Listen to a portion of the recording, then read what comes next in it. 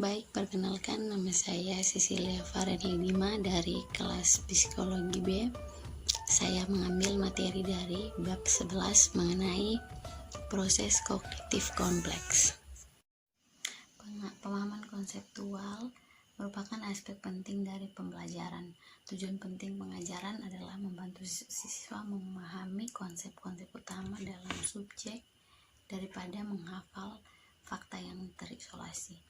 Dalam banyak kasus, pemahaman konseptual ditingkatkan saat mengeksplorasi topik secara mendalam dan memberikan yang tepat adalah contoh menarik dari konsep.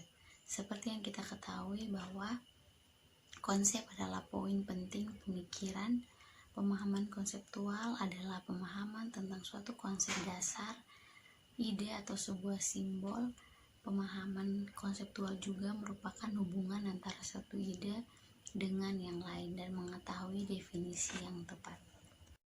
Subbab yang kedua adalah berpikir.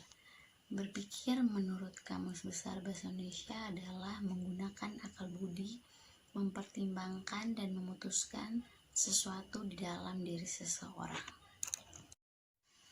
Ada beberapa pengertian berpikir menurut beberapa tokoh. Yang pertama, Plato.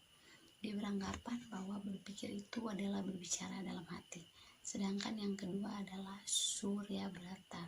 Dia berpikir adalah proses yang dinamis yang dapat dilukiskan menurut proses atau jalannya. Nah, ada 3 pandangan tentang berpikir, yaitu yang pertama, berpikir adalah proses kognitif, yaitu timbul secara internal dalam pikiran tetapi dapat diperkirakan dari perilaku. Yang kedua, berpikir merupakan sebuah proses yang melibatkan beberapa manipulasi pengetahuan dalam sistem kognitif.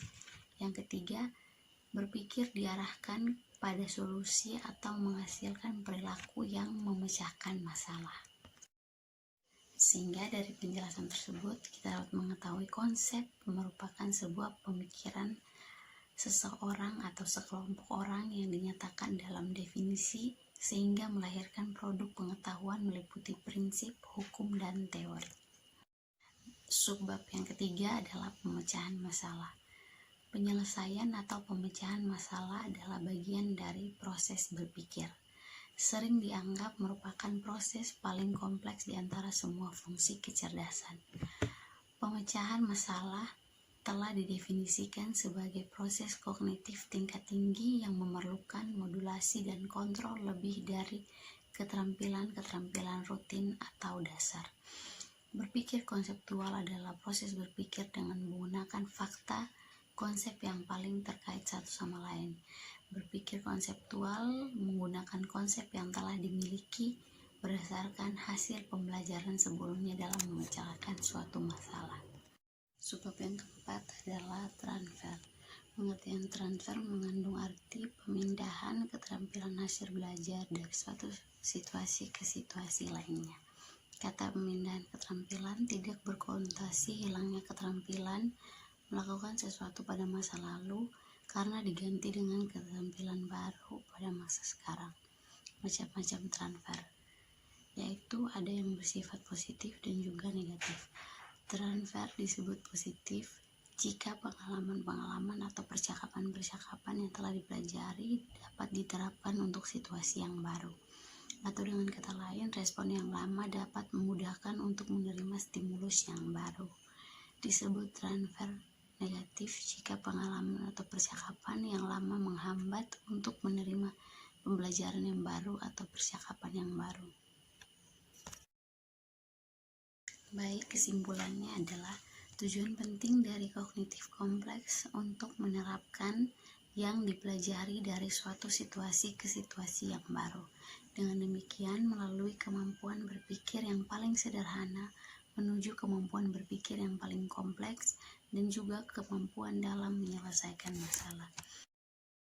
Ketika berpikir, seseorang akan menghubungkan pengertian satu dengan pengertian yang lain untuk memecahkan sebuah masalah.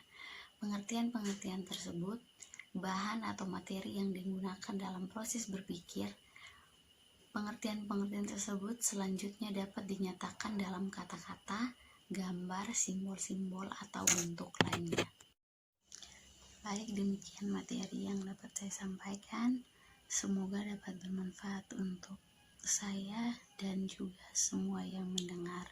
Terima kasih. Shalom.